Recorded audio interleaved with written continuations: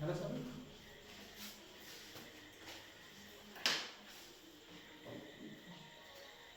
तर आजपासून आपण आपल्या रेग्युलर क्लासेसला सुरुवात करत आहोत. तर याच्यामध्ये आपल्याला फक्त गणित ह्या विषयावर भर देऊन चालणार नाही. ठीक आहे. आपल्याला एकंदरीत पूर्ण स्पर्धा परीक्षेच्या अभ्यासक्रमाच्या दृष्टिकोनातून या क्लासवर भर टाकायचा. समजलं मला काय म्हणायचं?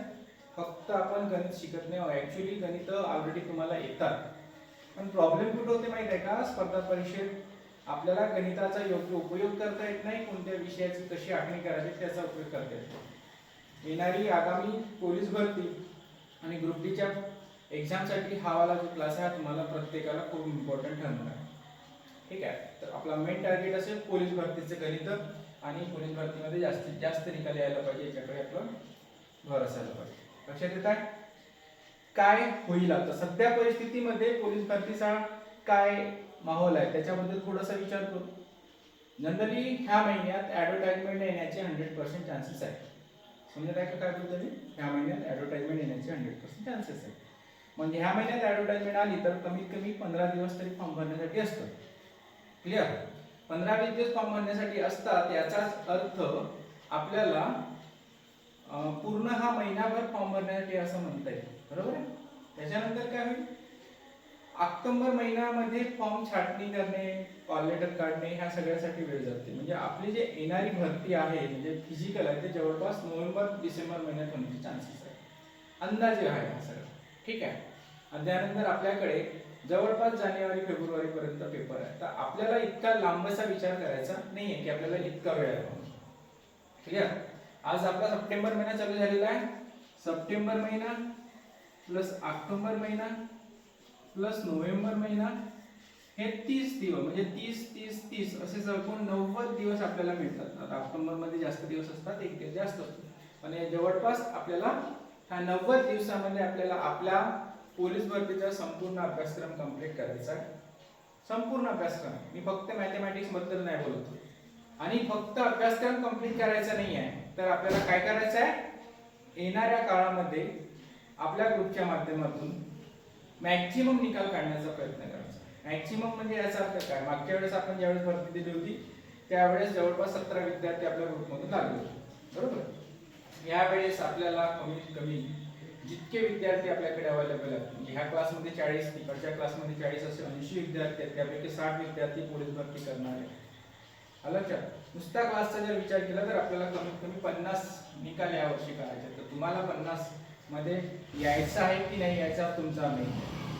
समजलं आहे मला काय म्हणायचं आहे? तर ह्या दृष्टिकोनातून तुम्हाला ह्या क्लासला खूप इम्पॉर्टन्स द्यावं लागेल. क्लिअर? आपण येणाऱ्या पोलीस भरतीबद्दल आणि ग्रुप डी भरतीबद्दल बोलतो. त्यानंतर काय होईल समोर? आता ज्यावेळेस आपण अभ्यासक्रमाची सुरुवात करतो, अभ्यासाची सुरुवात करतो तर सगळ्यात मोठी चूक आपली काय असते ते पहा. आपण कधी स्वतःच्या अभ्यासाचं प्लॅनिंग करत नाही. एक विचार करा, मॅथमॅटिक्सचा जर आपण हा जो संपूर्ण क्लास राहील हा कोकिळा प्रकाशनच्या पुस्तकावर, मॅथमॅटिक्सचं जे कोकिळा प्रकाशनचं पुस्तक आहे महाले सरांची त्याच्यावर राहील. तर आपल्या ह्या वाल्या पुस्तकामध्ये जवळपास 41 चॅप्टर्स आहेत. किती चॅप्टर्स आहेत? 41 चॅप्टर्स आहेत. तर या 41 चॅप्टर्सचा काही आपल्याला पूर्णचा उपयोग नाही. याच्यामध्ये बरेचसे चॅप्टर असे आहेत की जे आपल्या काही कामाचे नाही आहेत. समजत आहे का काय बोलतोय? तर ह्या चॅप्टर मधून कोणता कामाचा आहे आणि कोणता न कामाचा आहे, कोणाची तयारी आपल्याला झालेली आहे आणि कोणत्या चॅप्टरची तयारी झालेली नाही हे आपल्याला माहित असायला पाहिजे. समजत आहे काय बोलतोय मी? कोणत्या चॅप्टरची तयारी झालेली आहे म्हणजे आपण करत आहोत, झालेली आहे, कोणत्या चॅप्टरवरचे आपले मार्क्स येतात, कोणत्या चॅप्टरवरचे आपले मार्क्स जातात हे आपल्याला माहित असणे गरजेचे आहे. समजलं का? तुम्ही असं सांगू शकता का स्वतःबद्दल की हो सर मी नफा तोटा हा चॅप्टर जो आहे ना याच्यावर मला कोणत्या प्रश्न विचारा मी 100% सॉल्व्ह करेन, याच्यातला माझा एक प्रॉब्लेम चुकत नाही, जात नाही, असं कॉन्फिडेंट आहोत का आपण? समजलं काय बोललोय मी? समजत आहे? हाच प्रश्न जर आपण मराठीच्या दृष्टिकोनातून जर विचारला आणि मराठीमधला नाम हा चॅप्टर पकडला तर आपण त्या मराठीच्या नामामध्ये असं नाही म्हणू शकत का सर तुम्ही नामावरचा कोणता प्रश्न विचारा मला येऊन जाईल, होईल की नाही असं? समजत आहे ना? जर मी तुम्हाला 50 बेरजा दिल्या आहेत, 50 बेरजा तर 50 बेरीज तुमच्या बरोबर आहे याची गॅरंटी आहे की नाही? काय बोलतो मी, 50 बेरीज फक्त साधी बेरीज 10 5 प्लस असं समजा 4328 3417 71 याची बेरीज करायची 50 बेरीज आहे. तुमच्या चुकेल का? 50 काय 500 बेरीज दिल्या तरी चुकण्याचे चान्सेस आहेत का? नाही. का? तसा त्याचा सराव झालेला आहे आणि आपण त्याच्यावर कॉन्फिडेंट आहोत म्हणून. समजलं का काय बोललो मी? तसा ह्या गोष्टीचा आपल्याला सराव झालेला आहे आणि आपण त्याच्यावर कॉन्फिडेंट आहोत म्हणून आपण म्हणू शकतो काय की हा वरचा माझा प्रश्न चुकणार नाही. सो सेम कॉन्फिडन्स आपल्याला मॅथेमॅटिक्सचे जे 41 चॅप्टर्स आहेत, ह्या 41 पैकी सपोज समजा 30 चॅप्टर्स असे आहेत की त्याच्यावर आपल्याला पोलीस भरतीचे किंवा येणाऱ्या स्पर्धा परीक्षेतले वनरक्षकचे असो, ग्रुप डी चे असो किंवा कोणत्याही याच्यातले असो, त्या भरतीतले कोणताही प्रश्न विचारला तरी तो आपल्याला यायलाच पाहिजे आणि 100% यायला पाहिजे अशा कॉन्फिडन्सने आपण तयारी करणार. समजलं काय बोलतोय मी? लक्षात येत आहे? तुम्हाला तुमचे आयुष्यातले 6 तास पाहिजे. तुम्हाला जर यावर्षी नोकरीवर लागायचं असेल, पोलीस बनायचं असेल किंवा इतर कोणती स्पर्धा परीक्षा पास व्हायची असेल तर मला तुमच्या आयुष्यातले 6 तास पाहिजे. ते 6 तासात मी जे म्हणतो ते तुम्हाला करायचं. मी जे म्हणतो ते तुम्हाला करायचं, तेव्हा तुम्ही ते गोष्ट अचीव करू शकता. अदरवाईज नाही. क्लिअर? लक्षात येतं काय बोलतोय मी? समजलं? 6 तासाची प्लॅनिंग माझ्यानुसार आहे, कारण की तुम्ही आतापर्यंत जे प्रयत्न केले ते तुमच्या स्वतःच्या प्रयत्नानुसार, तुमच्या स्वतःच्या वागण्यानुसार तुम्हाला जसं समजते तसं केलं, बरोबर? पण आता त्याच्यामुळे तुम्हाला यश तर मिळालेलं नाही, तर आपल्याला कुठंतरी चेंजेस करावं लागेल. क्लिअर? समजत आहे? तर तो प्लॅनिंग आपण आता सुरू करू. 41 चॅप्टर मध्ये 30 चॅप्टर्स इम्पॉर्टंट आहे. त्याच्यापैकी संख्या, स्थानिक किंमत मी अनुक्रमणिकानुसार सांगतोय कोणत्या महाले सरांच्या कोकिळा प्रकाशनाच्या पुस्तकातून. संख्या, संज्ञा, स्थानिक किंमत, विभाज्यतेच्या कसोट्या, मसावी लसावी, श्रेणी म्हणजे प्रोग्रेशन एक चॅप्टर आहे, घातांक, व्यवहार्य पूर्णांक, दशांश पूर्णांक, आवर्ती दशांश पूर्णांक, हे 9 जे चॅप्टर्स आहेत. आता जे नाव घेतले आहेत 9 चॅप्टर्स जे आहेत हे बेसिकचे आहेत. कशाचे आहेत? बेसिक. ठीक आहे. जे नवीन विद्यार्थी आहेत त्यांनी सगळ्यात अगोदर ह्या बेसिकची सुरुवात करायची. जो कोणी असेल त्याला स्पर्धा परीक्षेचं नॉलेज नाही, त्याला बेसिक येत नाही, व्यवहार्य पूर्णांक येत नाही, त्यांनी ह्या चॅप्टर पासून सुरुवात करायची. आपण मी अगोदर सांगितलं गणिताचा अभ्यास नाही करत, स्पर्धा परीक्षेचा अभ्यास करतो. ज्यांना बेसिकचा प्रॉब्लेम आहे मी त्यांच्यासाठी बेसिकचे वेगळे व्हिडिओ बनवेन आणि अपलोड करेन, ते तुम्ही एक पाहू शकता. पण इथं ह्या क्लासमध्ये आपण रेग्युलर डायरेक्ट नाही का आपला जो स्पर्धा परीक्षेचा शत्रू आहे, त्या स्पर्धा परीक्षेतले जे पॉइंट्स आहेत, इम्पॉर्टंट गोष्टी आहेत त्याच्यावर भर देणारा, त्याच्या घाव करणार. क्लिअर होत आहे? समजलं मला जे समजून सांगायचं ते? ठीक आहे. तर हे 9 चॅप्टर सोडला तर त्याच्यानंतर 10वा चॅप्टर जो आहे तो नळावरील उदाहरणे हा.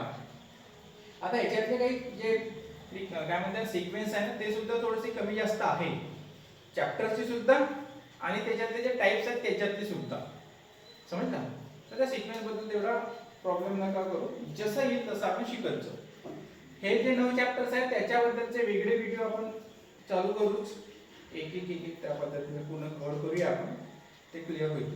ठीक आहे. सगळ्यात इम्पॉर्टंट गोष्ट तुमच्याकडे कोकिळा प्रकाशनची पुस्तक असायला पाहिजे, प्रत्येकाने परचेस करा. आणि दुसरी गोष्ट, मी एकदा क्लासला सुरुवात केली तर ते गणित त्याच्यावर सोडवायचे, वेगळी गणितासाठी रफ बुक करायची किंवा रजिस्टर करण्याची वेगळी गरज नाही. कोणताही प्रश्न कुठं सोडवायचा आहे? पुस्तकावर. आणि कशाने सोडवायचं आहे? पेन्सिलने सोडवायचं. समजलं का? सोमवार ते शुक्रवार रेग्युलर 5 दिवस क्लास होईलच. शनिवारच्या क्लासमध्ये रिव्हिजन होईल किंवा टेस्ट होईल किंवा काहीतरी वेगळ्या पद्धतीचं राहील, पण 5 दिवस आपला रेग्युलर क्लास असेल. क्लिअर? समजलं मला जे समजून सांगायचं ते? ज्याला बेसिक गोष्टी अशा गोष्टी चालत राहतील. सगळ्यात इम्पॉर्टंट आता आपल्या मॅथमॅटिक्सचा जो कन्सेप्ट आहे त्याच्याकडे शिकायचं. आता मॅथमॅटिक्सचा जेव्हा आपण कन्सेप्ट शिकतो त्यावेळेस काय होते, कोणताही अभ्यास ज्यावेळेस आपण करतो त्यावेळेस नाही का आपल्याला शिकवणारे भरपूर जण आहेत. समजलं का? भरपूर जण म्हणजे मी पण शिकवतो आणि कदाचित दुसरे सर असतील आपल्याकडे ते पण शिकवतात. आपण युट्यूबवर एखाद्या सरांना फॉलो करतो, ते सर सुद्धा शिकवतात. प्रत्येकाची लँग्वेज वेगळी, प्रत्येकाची पद्धत वेगळी. आलं का लक्षात? पण कोणाचीच पद्धत तुम्हाला कामात पडणार नाही. का बरं? कारण की जो प्रश्न येतो तो तुम्हाला तुमच्या पद्धतीने सोडवायचा असतो, बरोबर का? जो पण प्रश्न येतो तो तुम्हाला तुमच्या पद्धतीने सोडवायचा असतो, तुम्ही दुसऱ्याच्या पद्धतीने शिकू शकत नाही. तर सगळ्यात इम्पॉर्टंट आहे तुम्हाला तुमची पद्धत डेव्हलप करता आल्या पाहिजे, बनवता आल्या पाहिजे. डन. ही पद्धत बनवण्याच्या अगोदर मी मॅथेमॅटिक्स बद्दल काही गोष्टी समजून सांगण्याचा प्रयत्न करतो. मॅथेमॅटिक्स मध्ये 3 गोष्टी असतात. मॅथेमॅटिक्स मध्ये 3 गोष्टी असतात. सगळ्यात पहिला असतो ज्ञान. सगळ्यात पहिला काय असतं मॅथेमॅटिक्सचा ज्ञान. मॅथेमॅटिक्सचा ज्ञान म्हणजे प्रश्नाबद्दलचा ज्ञान. आलं लक्षात की तो प्रश्न काय म्हणते, त्या प्रश्नातल्या प्रत्येक शब्दाचा अर्थ आपल्याला समजायला पाहिजे. ठीक आहे. आता मी हा ज्या वेळेस आपण शिकवणं चालू करू त्यावेळेस ते सांगेन की कसं असतं. पण सगळ्यात इम्पॉर्टंट काय आहे? ज्ञान. तो प्रश्न काय विचारलेला आहे त्याच्याबद्दल आपल्याला कन्सेप्ट माहित पाहिजे, ज्ञान माहित पाहिजे. दुसरी गोष्ट आहे त्याचा वापर. हा ज्ञानाचा वापर करता आला पाहिजे. नुसतं ज्ञान असून काही अर्थ नाही आहे. काय करावं लागेल? वापर करता आला पाहिजे. वापर करणे म्हणजे काय? आपण जे शिकत आहोत त्याला उपयोगात आणणे. ठीक आहे. आणि तिसरी सगळ्यात इम्पॉर्टंट गोष्ट तो असते सराव. सगळ्यात इम्पॉर्टंट गोष्ट कोणती? सराव. सराव जर नसेल तर तुमच्या ज्ञानही कामाचा नाही आणि त्याचा वापर केलेलाही कामाचा नाही. सराव तुम्ही किती सराव करता? क्लासमध्ये मी किती गणित शिकवणार आहोत तुम्हाला? एका टाईपचा 1 गणित, एका टाईपचे 2 गणित, बरोबर की नाही? पण नुसता एका टाईपचे 2 गणित शिकल्यावर तुम्ही ते लाईफ टाइम मध्ये शिकून राहाल असं होत नाही.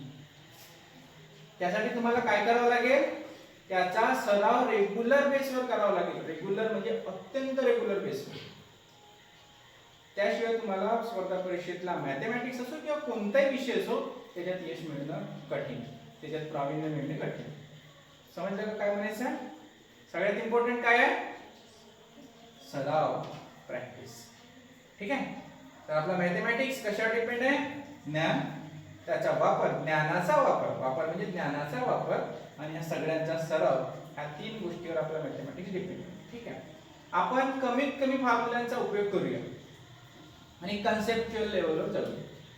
आपण ज्या वेळेस या गोष्टी शिकतो त्यावेळेस मी ज्या वेळेस मॅथेमॅटिक्स शिकवेन तुम्हाला कन्सेप्ट शिकवण्याचा प्रयत्न करेन. कोणत्या पद्धतीचे शॉर्टकट्स म्हणा किंवा कोणत्या पद्धतीचा फॉर्म्युला म्हणा मी त्याचा वापर करणार नाही.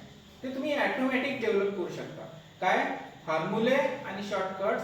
तुमचा जर कन्सेप्ट ओके असेल तर तुम्ही केव्हाही डेव्हलप करू शकता, बरोबर?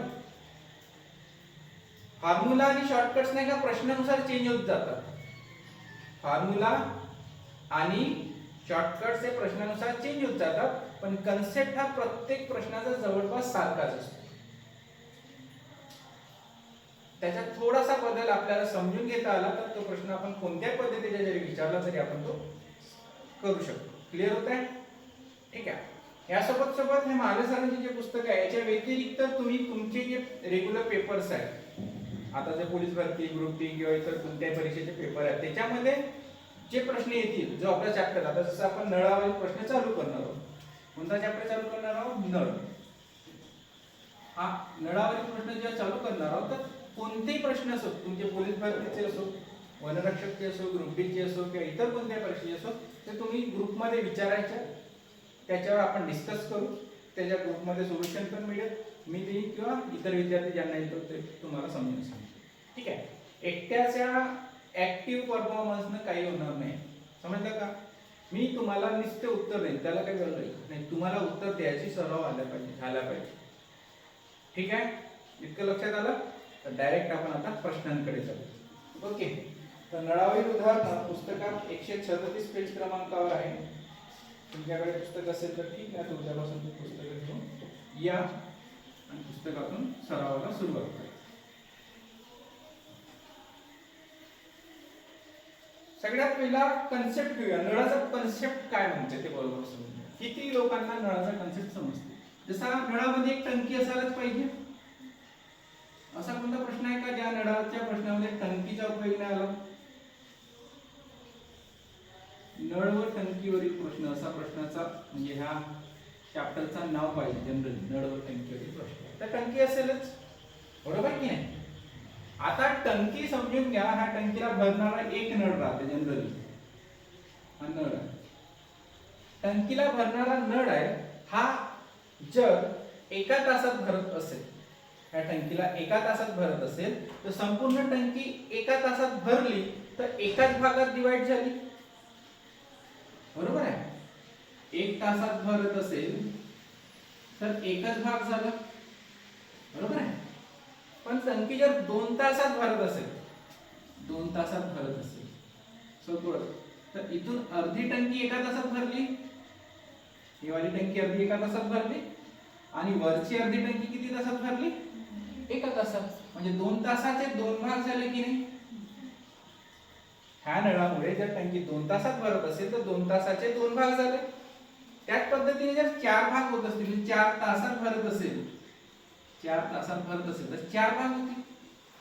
जर असा मनातून जर आपण काढला तर एका तासात एवढी टंकी भरली, दुसऱ्या तासात एवढी टंकी भरली, तिसऱ्या तासात एवढी टंकी भरली, चौथ्या तासात एवढी टंकी भरली. समजलं का? लक्षात आलं? म्हणजे जर आपण एका नळामुळे 4 तासात टंकी भरत असेल तर 2 तासात किती भरेल, 4 भागापैकी 2 भाग भरेल. हे समजलं का? काय वाक्य बोललो मी? जर एखादी टंकी 4 तासात भरत असेल आणि त्या टंकीला भरताना फक्त 2च तास चालला नळ, तर 4 भागापैकी किती भाग भरला नळ, सॉरी टंकी किती भाग भरली, 2 भाग भरली. इतकं समजलं? लक्षात येतंय? ते सिंपल सा कन्सेप्ट आहे. याला आता उपयोगात आणायचं. कसा उपयोगात आणायचं ते पाहूया. पहिला प्रश्न काय म्हणते, एक टाकी एका नळाने 12 तासात पूर्ण भरते. प्रश्न लिहितो मी इथं. एक टाकी एका नळाने 12 तासात पूर्ण भरते. ठीक आहे. तर प्रश्न काय आहे, टाकीचा नळ 5 तास चालला तर 5 तासानंतर 5 तासानंतर किती टक्के पाणी, किती टक्के टाकी रिकामी राहील, किती टक्के टाकी रिकामी राहील. समजलं का प्रश्न? म्हणजे हे जे टंकी आहे हे किती तासात भरते, 12 तासात. त्या टंकीचे भाग किती झाले, एका तासाचा एक भाग, तर 12 तासाचे किती भाग झाले, 12 भाग. क्लिअर झालेत का? समजत आहे? हा 12 तासाचे 12 भाग झाले. याचाच अर्थ 12 भागापैकी किती, आता समोर म्हणते 5 तासानंतर, 5 तास चालला ना, तर 12 पैकी 5 भरला, हो का? 12 पैकी 5 भरला तर किती खाली राहिला, 12 पैकी 7 खाली राहिला. लक्षात आलं? 12 पैकी 5 भरला तर 12 पैकी 7 खाली राहिला. क्लिअर? समोर जाऊ आपण. प्रश्नात विचारला किती टक्के टाकी रिकामी राहील. आता प्रश्न असा कधी जनरली विचारत नाही. आम्हाला प्रश्न विचारते का जनरली? नाही. तुम्हाला प्रश्नांमध्ये, पुस्तकामध्ये काय इम्पॉर्टंट आहे आणि काय इम्पॉर्टंट नाही आहे ते तुम्हाला लक्षात यायला पाहिजे.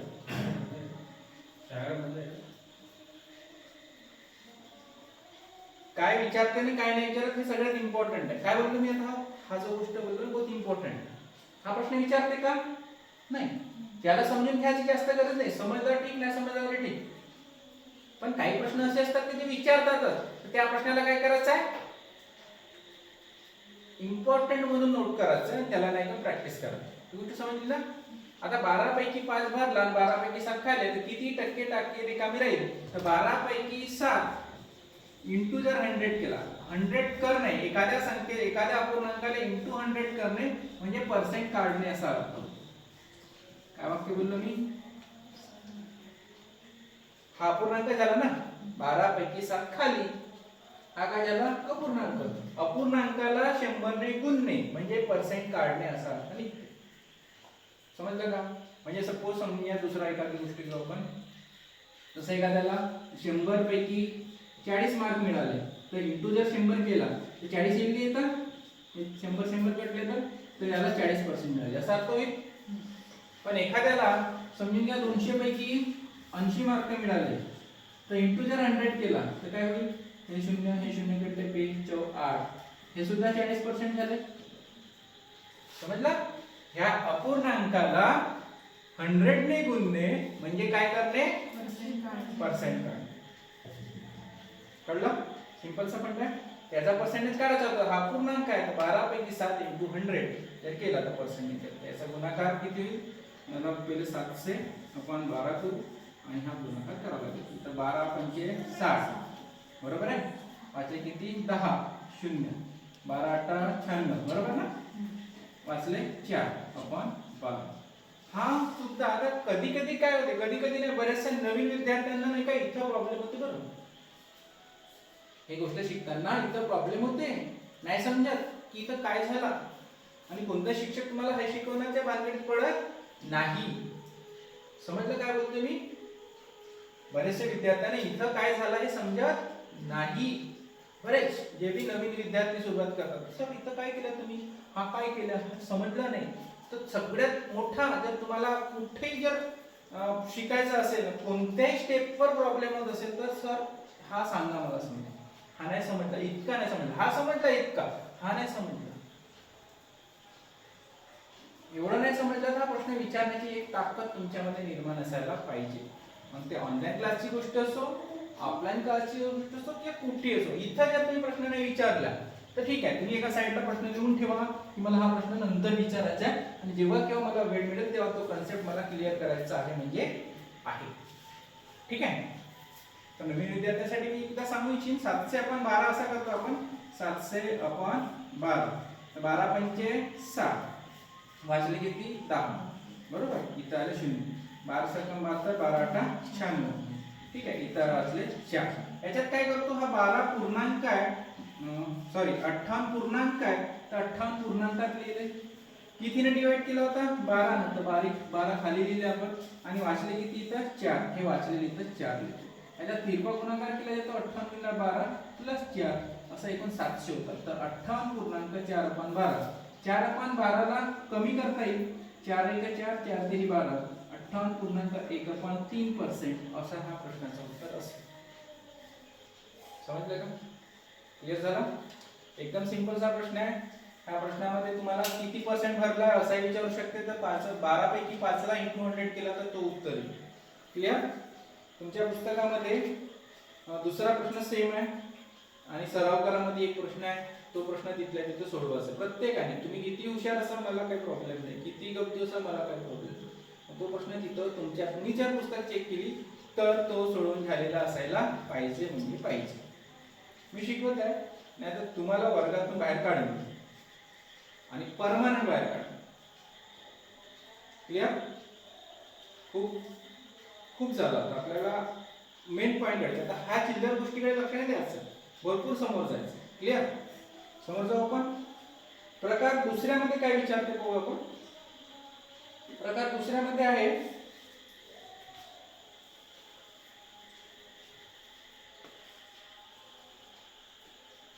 एक टाकी पहिल्या नळाने 6 तासात पूर्णपणे भरते.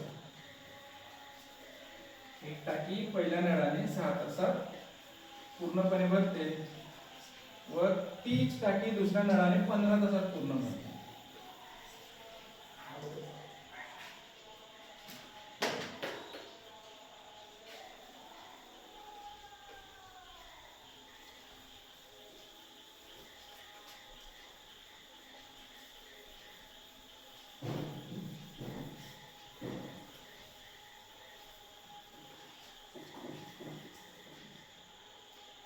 लिहून घे तुम्ही अगोदर.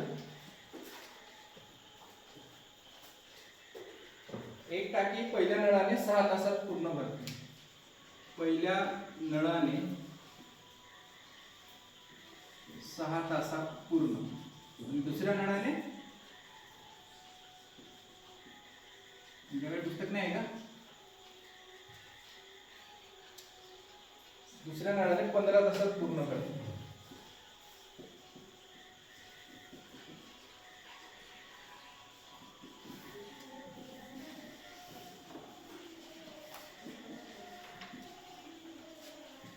समोर काय बोलते? पहिला नळ फक्त 2 तास चालला. पहिला नळ 2 तास चालला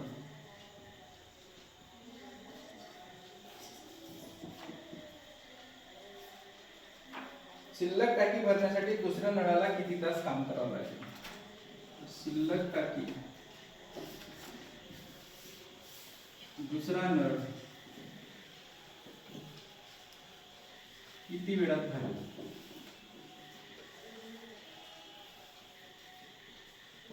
ठीक आहे, हा प्रश्न आहे. क्लिअर? पहा, मगाशी काय सांगितलं मी, पहिल्या नळाने 6 तासात पूर्ण भरते. म्हणजे हे जे टाकी आहे, ह्या टाकीचे किती भाग झाले? 6 भाग. 6 भाग झाले झाले का? 6 भाग, बरोबर. त्यानंतर पहिला नळ 2 तास चालला, म्हणजे 6 पैकी 2 भरला. भरला का? 6 पैकी 2 भरला. त्यानंतर याचा अर्थ काय? 6 पैकी 4 बाकी आहे. बाकी आहे म्हणजे शिल्लक आहे, खाली आहे. बाकी नाही, खाली आहे. बाकी म्हणते किंवा खाली म्हणते, बरोबर. आता जो दुसरा नळ आहे, तो दुसरा नळ भरण्याचं काम करेल. किती भागापैकी? 6 पैकी 4 भाग भरायचं काम करेल. तर भरलेलाच भरेल, खालीवाला भरेल ना. 6 पैकी 4 भाग भरेल. आता जेव्हा भी हा खाली भाग असतो, समजलं का?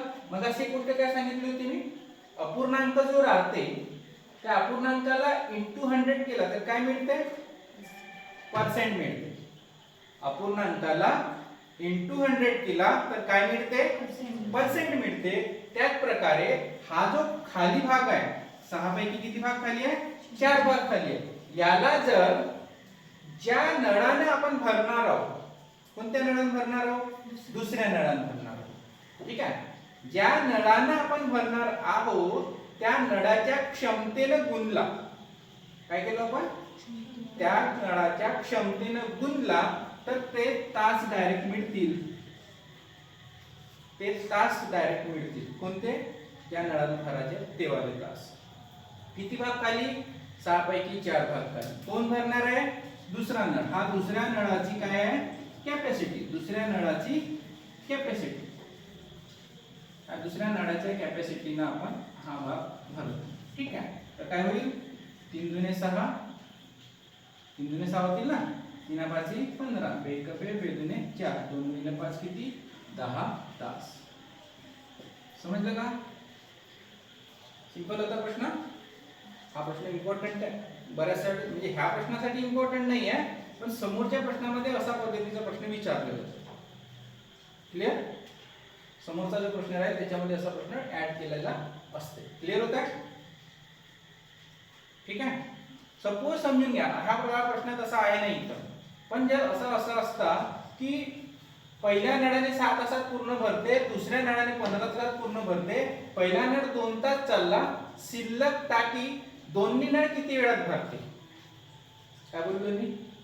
दोन्ही नळ किती वेळात भरतील? आता इथं फॉर्म्युला नाही वापरायचा, आपण कन्सेप्ट बेस वापरतो. तर दोन्ही नळाची कॅपॅसिटी काढावी लागेल. पहिल्या नळाची कॅपॅसिटी किती आहे? 6 ची, 1/6. दुसऱ्या नळाची किती आहे? 1/15. 15 भागापैकी त्या दोघांची एकंदरीत कॅपॅसिटी आहे की नाही? कसं? 15 1 15, 6 1 6, बरोबर ना. तिरपा गुणाकार करायचा. 15 1 15, 6 1 6, 15 6 90, 15 6 21/90. याची कॅपॅसिटी किती झाली? 90/21 तास. किती कॅपॅसिटी झाली? 90/21. हे कोणाची? पहिला नळ म्हणजे समजा ए आणि दुसरा नळ समजा बी. तर ह्या कॅपॅसिटीने याला इंटू करावं लागेल. कोणाला? 6/4, म्हणजे 6 पैकी 4 इंटू ते कॅपॅसिटी किती आहे? 90/21. समजलं का? याला जर इंटू केला असता किती मिळाला असता? 6 1 6, 6 15 90, 3 5 15, 3 7 21, 4 5 20/7 तासात दोन्ही नळांनी ही टंकी भरलेली असते. तुम्हाला पेपरमध्ये प्रश्नामध्ये काय विचारते त्याच्यावर सगळं डिपेंड. क्लिअर होत आहे? तुम्हाला पेपरमध्ये प्रश्नामध्ये काय विचारते त्याच्यावर सगळं डिपेंड आहे. तर हा दुसरा प्रश्न आहे, दुसऱ्या टाईपचा प्रश्न आहे असं म्हणता येईल. याच्यासारखाच दुसरा एक प्रश्न आहे आणि सराव करण्यासाठी पुन्हा 2 प्रश्न आहेत. प्रकार 2 मध्ये दोन्ही प्रश्न सोडवायचे. क्लिअर? लक्षात येते काय बोलतो मी? ओके. त्यानंतर आपण घेऊया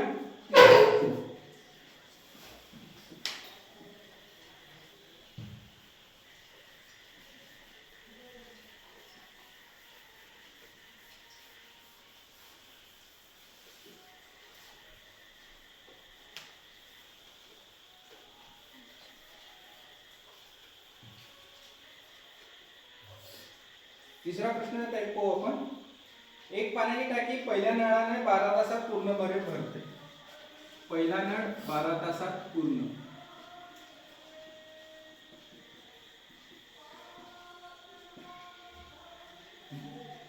दुसऱ्या नळाने 15 तासात भरते. दुसऱ्या नळाने 15 तासात भरते. दुसरा नळ 15 तास. त्यानंतर तिसऱ्या नळाने 24 तासात पूर्ण भरते. तिसरा नळ 24 तासात पूर्ण भरते. ठीक आहे. पहिला नळ 12 तास, दुसरा नळ 15 तास, तिसरा नळ 24 तासात पूर्ण भरते.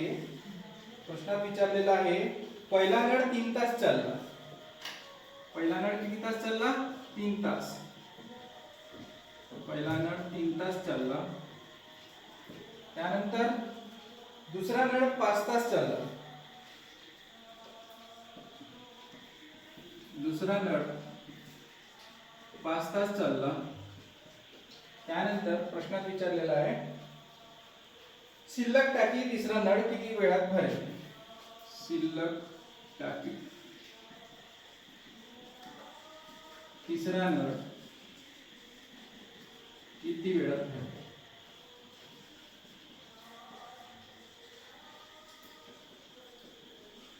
ओके. तर या प्रश्नात काय होईल पहा.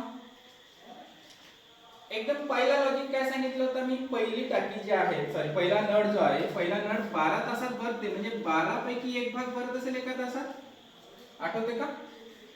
शिकवलं ना कन्सेप्ट मध्ये. 12 पैकी एक भाग भरते बरोबर. आता किती वेळ चाललाय? 3 तास. म्हणजे पहिल्या नळाने किती भाग भरला असेल? 12 पैकी 3 भाग भरला असेल. हे गोष्ट आली का लक्षात? प्रश्न दिसता बरोबर आपल्याला काय मांडणी करायची आहे ते समजून घेताला पाहिजे. पहिला नळ 12 तासाची कॅपॅसिटी आहे तर एक पण 12 होते पण किती वेळ चालला? 3 तास. म्हणजे 12 पैकी 3 भरला. भरला की नाही? भरला. त्यानंतर दुसऱ्याची कॅपॅसिटी किती आहे? 15 आहे. 15 बरोबर. याची कॅपॅसिटी नुसार 15 पैकी किती तास चालला? 5. तर 15 पैकी 5 भरला. वाचल्यानं तिसरा नळाची कॅपॅसिटी किती आहे? 24. हा किती तास भरला आपल्याला माहिती आहे का? किती तास चालला माहिती आहे का? नाही. तर हा काळाच आहे. इथे घेऊ आपण स्टार. स्टार म्हणजे आपला क्वेश्चन मार्क किंवा तुम्ही एक्स वापरू शकता. ठीक आहे. एक्स आणि इंटू मध्ये कन्फ्युजन होते म्हणून मी जनरली स्टारचा उपयोग करतो. तुम्ही तुमच्या सोयीनुसार करू शकता. तर हा वाला नळ पहिला नळ, हा वाला नळ दुसरा नळ, हा वाला तिसरा नळ, हा तिघांनी मिळून एक टाकी भरली की नाही? काय बोललो मी? हा तिघांनी मिळून काय भरला? एक टाकी. म्हणजे या सगळ्याची बेरीज किती? 1. क्लिअर झालं? काय चालू आहे? काय समजलं का? कशी मांडणी केली? पहिला नळ 12 तासात भरते. दुसरा नळ 15 तासात भरते. तिसरा नळ 24 तासात भरते. पहिला नळ 3 तास चालला. दुसरा नळ 5 तासात चालला. तर तिसरा नळ शिल्लक टाकी किती वेळात भरेल असा प्रश्न आहे. तर किती वेळात म्हणजे स्टार मिनिटात स्टार तासात भरते असा गृहीत धरला आपण. तर पहिल्याची कॅपॅसिटी नुसार 12 पैकी 3 भरला. दुसऱ्याचा 15 पैकी 5 भरला. तिसऱ्याचा 24 पैकी स्टार भरला. तिघांनी मिळून एक टाकी भरली. बस. आता बेरीज करायची आपल्याला. कसं करायचं पहा. याला जर करायचं आहे तर थोडंसं आपल्याला शांतीनं कॅल्क्युलेशन्स करता आल्या पाहिजे. हा सगळं हा मांडणी तर कोणालाही करता येईल पण समोरचे जे कॅल्क्युलेशन्स आहेत त्याच्यासाठी तुमच्या बेसिक जो चॅप्टर आहे व्यवहार अपूर्णांक तो तुम्हाला परफेक्ट करता आल्या पाहिजे. ऑलरेडी झाला असेल काय प्रॉब्लेम नाही. ऑलरेडी झाला असेल काही प्रॉब्लेम नाही. बट इन केस जर नसेल झाला तर तुम्हाला तो अगोदर शिकावा लागेल. ठीक आहे. तर काय करावं लागतं याच्यात? तिरपा गुणाकार बरोबर. तर 15 तिरिक 45, 12 पंचे 60, 12 गुणिले 5 60 आणि 12 गुणिले 15 सध्या पुरतं असं सूर्या. ठीक आहे. प्लस 4/24 बरोबर 1 होईल. तो पहिले इथं घेतो मी. हे किती होते? 4 आणि 6 10. 105 अपॉन 12 × 15 प्लस 4/24. याला आपण कमी करू शकतो. 15 7 ना. 15 7 105 होतात का? होते ना. 15 7 105 होते ना. हा. तर 7/12 झाले हे. 7/12 प्लस 4/24 बरोबर किती? 1. आता इथं इंटू 2 करू आपण. इथं इंटू 2 करू. चालेल? त्याच्यामुळे काय होईल, छेद सारखा झाला. छेद सारखा झाला म्हणजे वरची फक्त बेरीज. तर इथं सोडवतो मी हा 7 दुने 14/24 प्लस 4/24 बरोबर 1. याची बेरीज केला तर 14 प्लस 4/24 बरोबर 1. हे वाले 24 या बाजूला आणू, 14 प्लस 4 बरोबर 24. हे वाले स्टार जसे तसे 24, हे वाले 14 या बाजूला -14 बरोबर 10 तास. तर हा तिसरा नळ किती वेळ चालला होता, 4 तास. म्हणजेच किती तास चाललाय, 10 तास चालला. अशा पद्धतीने प्रश्न सॉल्व्ह करायचा आहे. लक्षात येत आहे. याच्यामध्ये हा तिरपा गुणाकार दशांश पूर्णांकाचा येत असेल तरच तुम्ही हा प्रश्न सोडवू शकता. नाहीतर मी किती सिंपल सांगेन ह्याला सोडवता येणार नाही. याच्यावर तुम्हाला दशांश पूर्णांक शिकावं लागेल, सॉरी व्यवहार्य पूर्णांक शिकावं लागेल. दशांश नाही, ह्याला व्यवहार्य पूर्णांक. याच्यामध्ये पॉइंट येते म्हणजे 2.5 याला म्हणतात दशांश पूर्णांक, आणि ज्याचा 2/5 येते त्याला म्हणतात व्यवहार्य पूर्णांक. क्लिअर. हे चॅप्टर्स आहेत ह्याच वाल्या पुस्तकात आहेत आणि याच्यामध्ये प्रॉब्लेम्स येत आहेत, तर तुम्हाला ते वाले चॅप्टरचे एक एक कन्सेप्ट शिकावं लागेल. त्याचा पण आपण व्हिडिओ बनवू आणि तुमच्याकडे टाकू. क्लिअर. लक्षात येत आहे. तर अशा पद्धतीने आपण 3 टाईपचे प्रश्न घेतलेले. ओके. आपण क्लास घेतो म्हणला तर अनलिमिटेड वेळ आपण क्लास घेऊ शकतो, काही प्रॉब्लेम नाही. पण एका दिवशी आपल्याला किती शिकायचं आहे ते आपल्याला कळलं पाहिजे. जनरली एका दिवशी आपण 5 टाईप घेऊ, ठीक आहे. कधी 3, कधी 4, कधी 5, कधी 6 असं खेळता येईल. पण तुम्हाला समजणं इम्पॉर्टंट आहे, तो कन्सेप्ट बिल्ड होणं इम्पॉर्टंट आहे. अशा तऱ्हेने काय म्हणतो मी, तुमचा कन्सेप्ट बिल्ड होणे म्हणजे मजबूत झाला पाहिजे, कन्सेप्ट मांडणी करता आल्या पाहिजे. आता जसा मगाशी 2 गोष्टी सांगितल्या. पहिली गोष्ट कोणती, की अपूर्णांकाला into 100 केला तर काय होते, पर्सेंट मिळते, बरोबर आहे. आणि जे अपूर्णांकच राहते त्या अपूर्णांकाला त्या कॅपॅसिटीने गुणला तर डायरेक्ट त्याचे तास मिळते. आठवते. असं कन्सेप्ट आपला हळूहळू डेव्हलप झाला पाहिजे. हा झाला ज्ञान. ज्ञानाचा उपयोग पण केला आपण. आता याचा सराव तुम्हाला मी जे करा म्हणतो ते करायचं, ठीक आहे. तर हा जो टाईप तिसरा आहे याच्यावर आधारित दुसरा एक प्रश्न आहे आणि सोडवण्यासाठी तिसरा आणि चौथा असे 2 प्रश्न आहेत. म्हणजे जवळपास तुम्हाला होमवर्क आहे. क्लिअर. त्या सगळ्याचे इन्स्ट्रक्शन आपण एका ग्रुपमध्ये टाकूच, त्या ग्रुपमधून सगळ्या गोष्टी डेव्हलप होतील. ओके. एनी हाऊ कंडिशन, येणारी पोलीस भरती, येणारी कोणती तुमची वनरक्षकची भरती असो, ग्रुप ए ची भरती असो, एसएससीची भरती असो, त्यासाठी आपल्याला प्रयत्न करायचे आहे. आपण फक्त मराठीतच क्लास घेऊ असं नाही आहे. काही विद्यार्थी जर एसएससीचे प्रश्न भरपूर मिळाले तर आपल्याला हिंदीतूनही ते प्रश्न समजून सांगण्याची गरज पडू शकते. समजलं का. कारण की हे कन्सेप्ट कोणत्याही चॅप्टर कसा असतो, एका लेवलला सुरुवात होते. टाईप लेवल म्हणजे सिंपल लेवल असते, तर ते लेवल जाते हार्ड लेवलवर जाते. ते प्रश्न तुम्हाला सोडवण्यासाठी 3-4 पद्धतीचे प्रश्न एका वेळेस समजून घेणं गरजेचं असतं, किंवा काही छोटीशी टेक्निक असते ते पकडता आल्या पाहिजे. लक्षात येत आहे. एनी हाऊ कंडिशन मॅथेमॅटिक्सच्या माध्यमातून तुम्हाला जे मिळणारे मार्क्स आहेत ते कंप्लीट यायला पाहिजे. आता हा चॅप्टर खतम होईपर्यंत समजलं का, असा चॅप्टर व्हायला पाहिजे की पोलीस भरतीमध्ये जर नळाचा प्रश्न आला, वनरक्षक मध्ये नळाचा प्रश्न आला, ग्रुप बी मध्ये नळाचा प्रश्न आला तर त्याच्यावरचा माझा प्रश्न कधीच चुकणार नाही. आत्ताच नाही, कधीच आयुष्यात कधी चुकणार नाही. असा आपल्याला डेव्हलपमेंट करायचं आहे आपल्या मॅथेमॅटिक्स मध्ये. Got it. आणि ही गोष्ट हुशार विद्यार्थ्यांसाठी नाही आहे, साधारण विद्यार्थ्यांसाठी.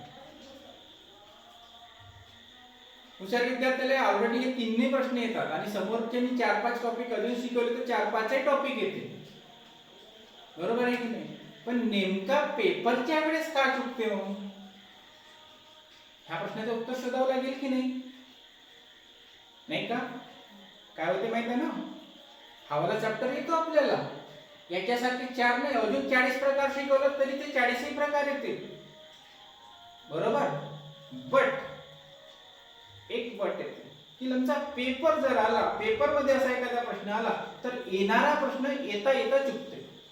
असं का होते, याचं एकच उत्तर आहे की आपण नाही का कन्सेप्टच्या मागे न धावता शॉर्टकटच्या मागे धावतो, किंवा ट्रिक्सच्या मागे धावतो, किंवा फॉर्म्युल्याच्या मागे धावतो. फॉर्म्युले शॉर्टकट ट्रिक्स कधीच स्पर्धा परीक्षेत कामात पडत नाही. पेपरच्या वेळेस तुम्हाला येणारा प्रश्न चुकते, तोच प्रश्न तुम्ही घरी आल्यावर सोडवता, असं तसं व्हायला नको.